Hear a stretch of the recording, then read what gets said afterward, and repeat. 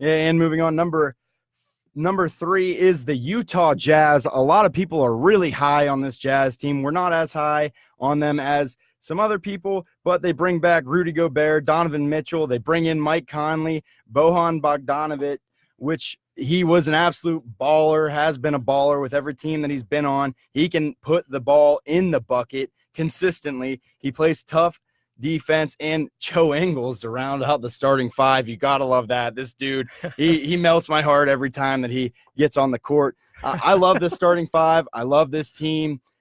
They don't have the star power that the big dogs do in the West with our number 1 and number 2 picks, in number 2 being the Los Angeles Lakers and number 1 being the LA Clippers. These LA teams just are absolutely flooded with some of the best players in the league. Not saying Donovan Mitchell and Mike Conley and Gobert aren't top 30, top 25 players, but they're not top 5 players like we see in the LA teams. Yeah, I agree. I mean, the Utah Jazz, I think they're going to be a hair better than the Denver Nuggets. Honestly, you could flip-flop those teams, as the season goes along. I think they are very similar on, how they play the game and their star talent. I think Donovan Mitchell is a hair better than Jamal Murray. I like the pieces for the Jazz a little bit better than the Denver Nuggets. And I think the Jazz are going to take a step this year, and that's why they are at our 3 spot in the Western Conference power rankings. And number 2 for us is the Lakers. Number 1 is the Clippers.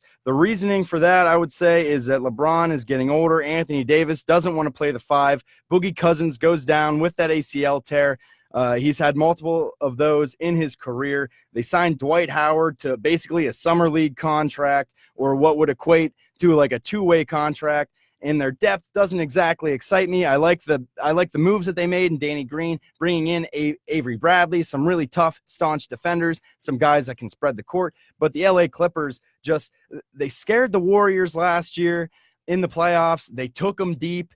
They still retain a lot of those guys. Pat Beverly's still there. Montrezl Harrell's still there. Shamit's still there. These guys are stalwarts on that front there for the Clippers, and they bring in Kawhi Leonard and Paul George, two of the best players in the league. Yeah, I agree. I mean, the LA Lakers, you got LeBron, and for the Clippers, you got Kawhi. How can these guys not be the 1 and 2 best teams in the Western Conference? That's why they are number 1 and 2, and pretty much everybody's power rankings. It's because you got those 2 guys, and they are just absolutely dominant guys that have done it before, and they got some pieces around them now with AD and LeBron and Paul George moving to LA.